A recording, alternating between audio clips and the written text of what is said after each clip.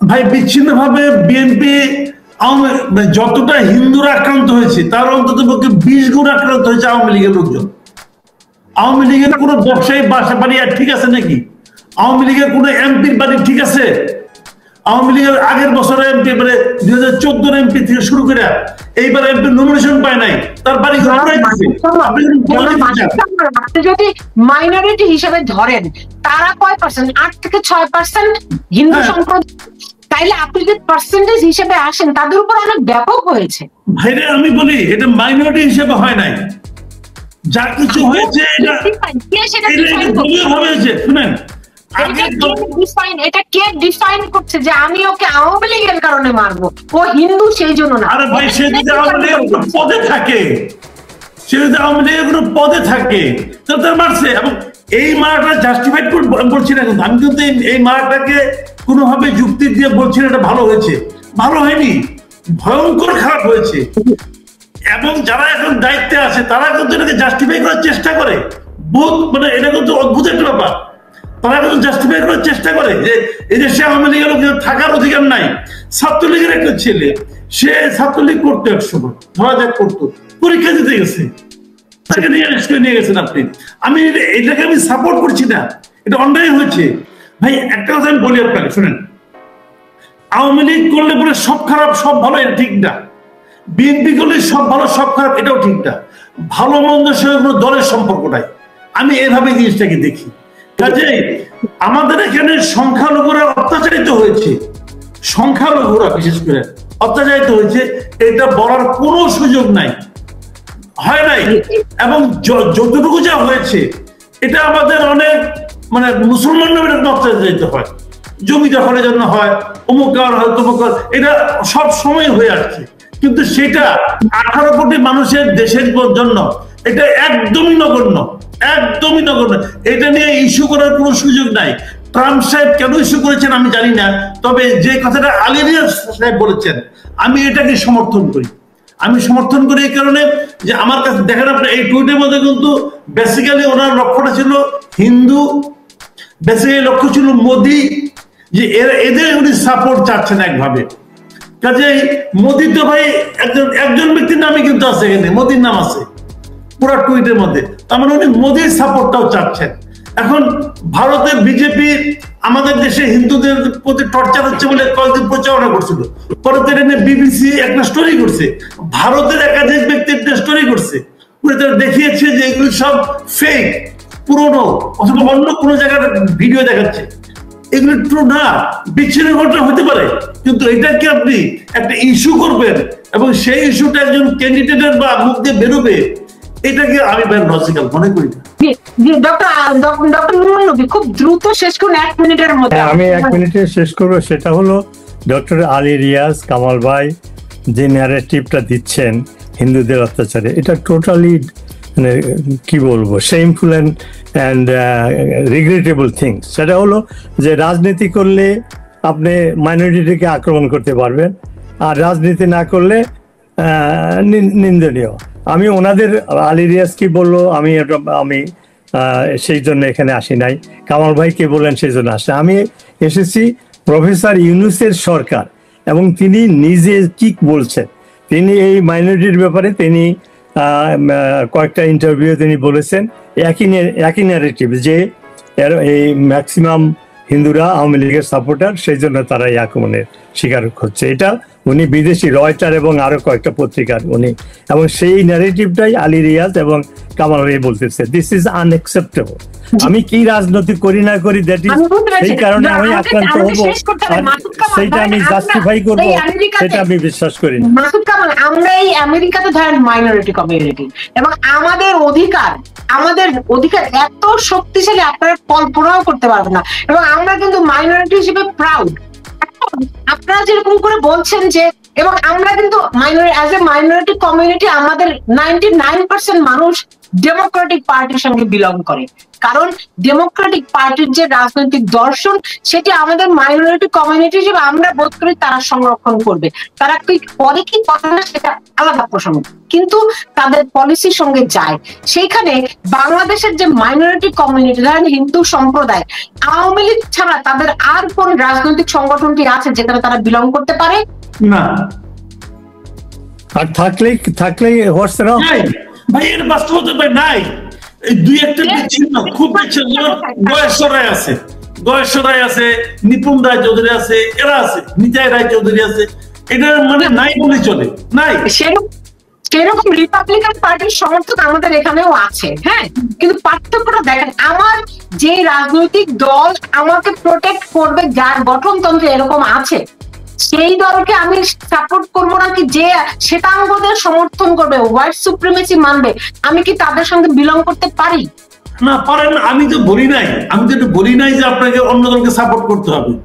আমি বাস্তবতাটা তুলে ধরেছি যে হচ্ছেটা কি, যে জিনিসটা হচ্ছে। উনি যেভাবে বলেছেন যে এদের বিরুদ্ধে দলবদ্ধ আক্রমণ হয়েছে হিন্দু কমিউনিটির বিরুদ্ধে। ভাই, আমার প্রতিবেশী একজন হিন্দু আছে, মনে করেন হিন্দু আছে, আরেকজন মুসলমান আছে। হিন্দু তো আওয়ামী লীগ করে, মুসলমান আওয়ামী লীগ করে। যখন ওই মুসলমানের আওয়ামী লীগের পাশে অ্যাটাক হবে, আমার কাছে খারাপ লাগবে না? আমার কাছে দুইটাই খারাপ লাগবে। আমার কাছে তো হিন্দু মুসলমান না, আমার কাছে 30 সেকেন্ডের মধ্যে শেষ করুন। 30 সেকেন্ড আমার শেষ। আমি মনে করি যে বাংলাদেশের রাজনীতির জন্য আমেরিকার প্রেসিডেন্সিয়াল ইলেকশন, তারা এগুলা নিয়ে চিন্তা করে না। প্রেসিডেন্ট ইলেকশন যেই হবে, ওদের ফরেন পলিসি খুব একটা চেঞ্জ হয় না, সামান্য কিছু চেঞ্জ হয়।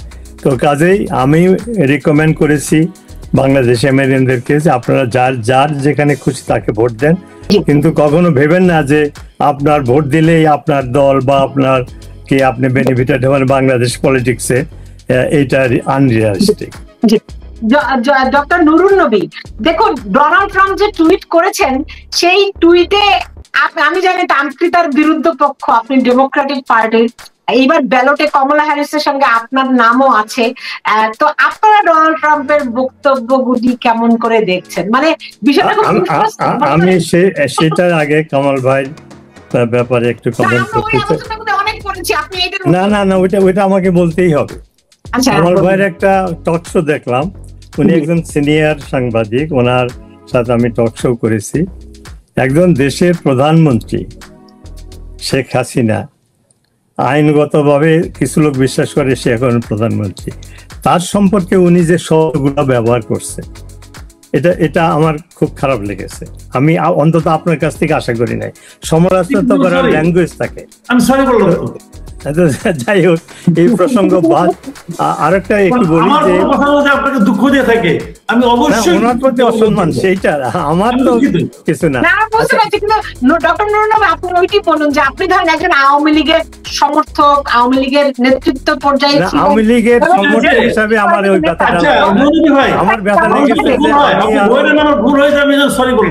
আমি এবং কামাল ভাই আমরা আশা করি যে কাছাকাছি বয়সের, আমরা কি আমার ফিল্ডে, আমি একজন কি বলে এস্টাবলিশ পারসন, ওনার ফিল্ডে না, ওনাকে বলা হয় সিনিয়র সাংবাদিক।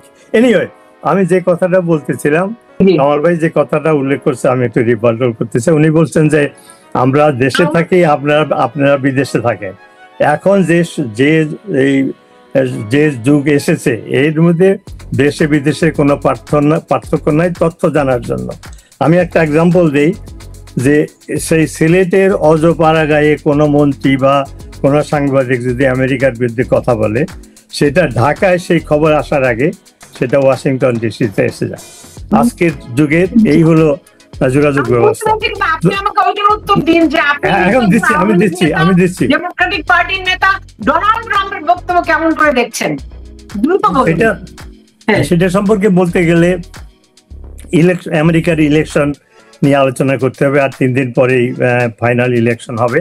হাড্ডাহাড্ডি লড়াই হচ্ছে, দুই ক্যান্ডিডেটই তাদের এখন 1% মতো ভোটাররা তারা মাইন্ড সেট করে না যে তারা কোন পক্ষে ভোট দিবে, তারা আদৌ ভোট দিতে যাবে কিনা।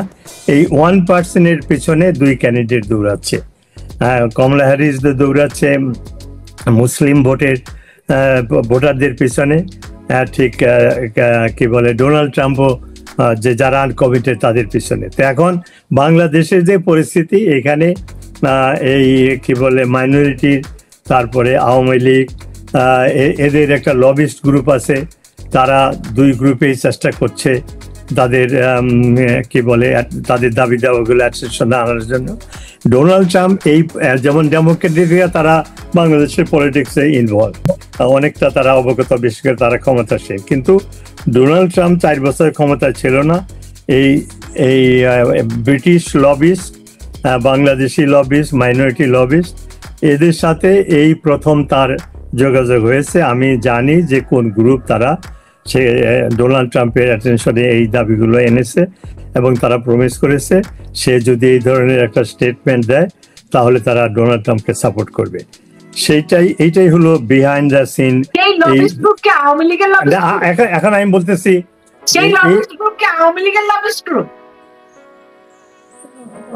থাকতে পারে, তার কারণটা হলো এখানে যে কিছু, যেমন একটা শব্দ আছে যে অজার কি বলে মানে আনসেটল সিচুয়েশন যে বাংলাদেশে, এটা তো আওয়ামী লীগরাও বলতেছে, এটা মাইনরিটিটাও বলতেছে, হিন্দু ওয়েস্ট বেঙ্গলের লবিস্টরাও বলতেছে। তো কাজেই এটা কয়েকটা গ্রুপের লবিস্টের ফল হলো ডোনাল্ড ট্রাম্পের এই বিবৃতিটা।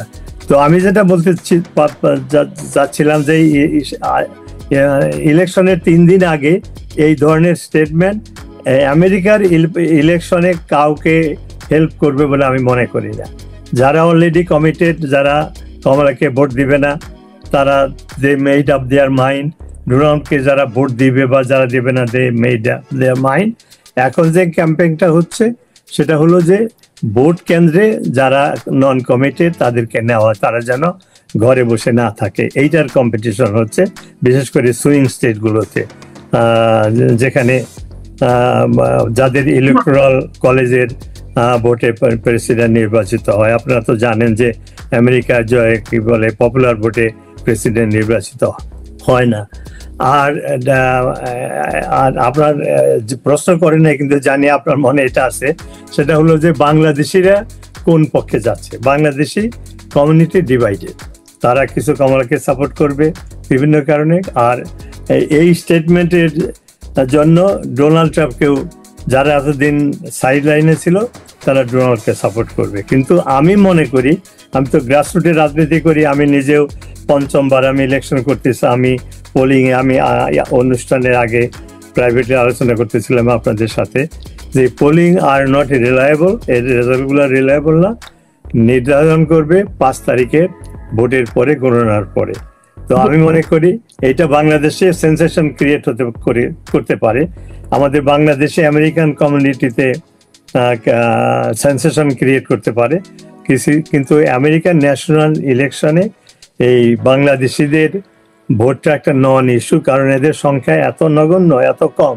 যেমন আমার টাউনে হলো প্রায় 25,000 লোক, তার ভিতরে প্রায় 14,000 ভোটার, এর ভিতরে 5 জন না 6 জন হলো বাংলাদেশি ভোটার। তো এদের ভোটে তো ক্যান্ডিডেটের ফলাফল নির্ভর করে। কিন্তু এর উপর একটা গ্লোবাল ইম্প্যাক্ট কিন্তু ডোনাল্ড ট্রাম্পের আছে, তাই না? তার টুইটার একটা গ্লোবাল ইম্প্যাক্টও আছে। আমি যদি দেখি ডক্টর আলী রিয়াজ কিন্তু একটি মন্তব্য করেছেন ডোনাল্ড ট্রাম্পের এই টুইট নিয়ে। সেখানে তিনি বলেছেন যে ভারতীয় মিডিয়ার অপপ্রচার বিশ্বকে বিভ্রান্ত করছে। যারা মাসুদ কামাল, জি, মানে ডক্টর আলী রিয়াজ মন্তব্য করেছেন, দেখুন ডক্টর নুরুন নবী বলছিলেন যে হয়তো একটা লবিস্ট গ্রুপ আছে যেখানে ডোনাল্ড ট্রাম্পের সঙ্গে যোগাযোগ করেছে, তার মধ্যে আওয়ামী লীগও থাকতে পারে, এরকম একটা মন্তব্য করেছেন। কিন্তু ডক্টর আলী রিয়াজ বলেছেন যে এই টুইটের পেছনে তিনি বলছেন যে ভারতীয় মিডিয়ার অপপ্রচার আছে। দেখেন, আমি একটা কথা বলি ভাই, যে যত কথাই বলুক, আমি তো দেশে ছিলাম, দেশে আছি, তাই না? আমাদের সংখ্যালঘু সম্প্রদায়ের উপর মানে যেভাবে বলেছে দলবদ্ধ আক্রমণ, উনি যে কথাটা বলেছেন ওখানে আর কি, এই ধরনের ঘটনা আমি জানি না। কারণ আপনার গতকাল তো জয়পুরহাটে অনেক ধন্যবাদ জানাচ্ছি ডক্টর নুরুন নবী আপনাকে, এবং যারা মাসুদ কামাল আপনাকে অনেক ধন্যবাদ জানাচ্ছি। বাংলাদেশে এখন রাত, আপনি এই সময় আমাদেরকে সময় দিয়েছেন, অনেক ধন্যবাদ। আপনি ভালো থাকুন এবং আরো সাহসী ভূমিকা পালন করুন, সেই প্রত্যাশা রেখে বিদায় নিচ্ছি।